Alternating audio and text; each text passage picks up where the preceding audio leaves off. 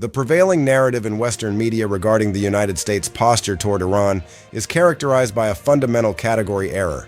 Commentators and pundits consistently frame this conflict through the lens of traditional geopolitics, energy security, nuclear non-proliferation, or the defense of regional partners. While these variables are technically present, they are secondary. They are symptoms, not the cause. The brutal reality is that the current American strategic trajectory in the Middle East is not a function of national interest, but rather an artifact of domestic political survival. When we analyze the behavior of a superpower in the late stages of its hegemony, we must look beyond the stated policy and focus on the internal pressures of its leadership. This is a study in power mechanics, not a study in morality. We are witnessing a classic case of what I term the survival trap. To understand why the current administration continues to escalate, why troop levels are fluctuating in directions that seem tactically incoherent, and why the rhetoric remains bellicose even as the domestic economic situation deteriorates, one must understand the personal calculus of the executive branch. The baseline assumption is that this conflict can be resolved through conventional military victory. This is a flawed premise. If we apply game theory to the current administration's position, the objective function is not the achievement of regional stability. It is the deferment of political vulnerability. The legal and political jeopardy facing the leadership is not a variable that can be negotiated away through traditional diplomacy. If the administration were to pivot, declare a premature victory, and withdraw, they would lose the primary mechanism through which they manage domestic public opinion, the rallying effect of a persistent external crisis. This is the empire in decline pattern. When a system approaches a breaking point, its leadership does not pivot to address the root causes of that decline. Instead, they double down on externalization. They seek to project the internal chaos outward. If you do not grasp this pattern, you will remain trapped in the media's noise. The strategy is simple. An active, managed war provides a shield. It provides the legal and executive authority to enact emergency measures, shift budgets, and direct the national conversation toward existential threats. This is not a new playbook. It is the standard operating procedure for a system that is no longer capable of internal reform. Consider the trajectory of a conflict. If an administration initiates a regional war, it buys time. If that war remains manageable, it creates stability. But what happens when the escalation ladder is forced upon you? When the conflict spirals, the administration is left with two choices: reverse course, which is interpreted as terminal weakness, both domestically and internationally, or initiate a state of exception. A state of exception is the ultimate consolidation of power. It allows for the suspension of standard governance, the mobilization of domestic resources, and, in the most extreme scenarios, the implementation of measures that would be politically impossible under normal conditions. This is the logic of the survival trap. It is not that the administration desires a prolonged war for the sake of war. It is that, within their narrow set of political constraints, a prolonged war is the only viable path to maintaining executive authority. Many critics argue that this is a strategic miscalculation. They point to the inevitable collapse of the American position in the Middle East as the price of this escalation. They are correct, but they are measuring success by the wrong metric. For the domestic leadership, success is not defined by regional stability or long-term strategic advantage. Success is defined by the retention of the levers of power. If the administration were to walk away from the Middle East, the structural vacuum would be filled almost instantly. The petrodollar architecture, which has underpinned American global financial dominance for 5 decades, would begin its final transition. The Gulf Cooperation Council states, realizing the American security umbrella is no longer a reliable asset, would be forced into a rapid realignment with Eastern power centers. This would not be a gradual diplomatic shift. It would be a fundamental reordering of global energy trade. The consequences for the American economy would be immediate. The loss of the petrodollar's demand would trigger a repatriation of liquidity that the domestic system is currently incapable of absorbing. The resulting inflationary shock, coupled with the erosion of the dollar's reserve status, would create a domestic crisis of such magnitude that the current political structure would likely not survive it. The administration understands this. They are trapped between the certainty of a domestic collapse if they leave and the high probability of a prolonged, resource-intensive regional war if they stay. They have chosen the latter, not because it is the superior strategic option, but because it is the only option that keeps them in the game. However, the military instrument being deployed to manage this transition is fundamentally ill-suited for the task. The current force structure, centered on high-cost, air-centric power projection, is designed for the era of unipolarity. It is not designed for a war of attrition against an adversary that has mastered the economics of asymmetric engagement. The math of the Middle East is changing. An adversary utilizing decentralized low-cost drone and missile swarms can impose an operational cost on an advanced military that is structurally impossible to maintain. For every high-end asset the United States commits, the opponent commits a dozen low-end systems that require exponentially less capital to field. Over time, this is not a battle of tactics. It is a battle of industrial throughput. When the cost of sustaining a presence in the region exceeds the value of the geopolitical objectives being secured, the rational actor withdraws. But the administration is not acting as a rational actor within the framework of global strategy. They are acting as a rational actor within the framework of domestic political survival. This dissonance is the root cause of the current escalation. We are not watching a military campaign.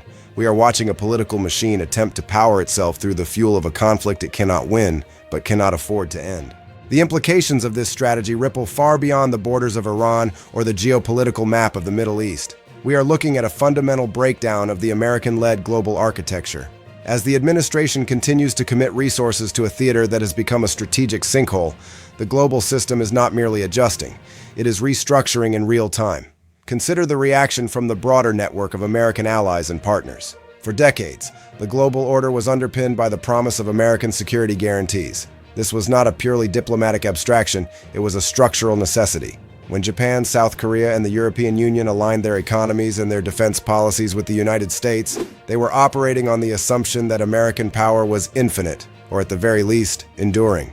But as the internal contradictions of the American system have sharpened, those assumptions have become liabilities. The logistical trail in the Middle East is no longer hidden from the eyes of those who depend on it. When regional actors witness the degradation of the American security umbrella, when they see aircraft carrier groups pulled back, when they see base operations downsized, and when they observe the inability to suppress low-cost, high-volume threats, the calculus changes immediately. The decision-makers in Seoul, Tokyo, and Berlin are not waiting for an official announcement.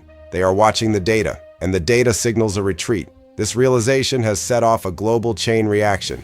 When your security guarantor is focused on its own survival, you do not double down on the alliance. You hedge. You begin to seek alternatives. This leads us to the rise of regional power centers that operate outside the American financial framework. We see this in the surge of bilateral trade agreements that bypass the dollar, the diversification of national reserves away from U.S. treasuries, and the accelerated push for domestic technological sovereignty. This is not a conspiracy of global elites. It is the inevitable reaction of rational actors in a world where the primary guarantor of the status quo is signaling its exit. The danger, therefore, is not the war itself, but the speed at which the global financial system can adapt to a post-American Middle East. The petrodollar system was designed for an era of American dominance. It requires a specific set of conditions, a high-trust, high-stability environment where the dollar is the only rational medium of exchange. When that environment destabilizes, the financial system becomes brittle. We are currently in the early stages of a great unwinding. It is not a singular event like the 1929 crash. It is the slow, systematic dismantling of the dependencies that have held the world together for 50 years. Every time the administration chooses to escalate the conflict to serve a domestic political need, they accelerate the erosion of the global financial architecture that funds their own government. The irony is acute. In their attempt to use the war as a shield for domestic survival, they are destroying the economic foundation that makes that survival possible. When a superpower engages in this type of self-sabotage, it leaves a power vacuum. But nature abhors a vacuum, and global politics is no different. The void left by the American withdrawal from the Middle East will not be filled by a new singular superpower. The era of unipolarity is over. What replaces it is a fragmented world of regional spheres of influence. In this new reality, influence is not projected globally from a central hub in Washington. It is contested locally. Regional powers, Iran, Saudi Arabia, Turkey, and others, will fight for dominance in small, bloody cycles. The objective of these powers will not be the maintenance of global order, but the protection of their immediate territorial and resource interests. The result will be a world of localized, high-intensity competition where the cost of instability is no longer exported but absorbed locally. For the American population, the consequences will be structural.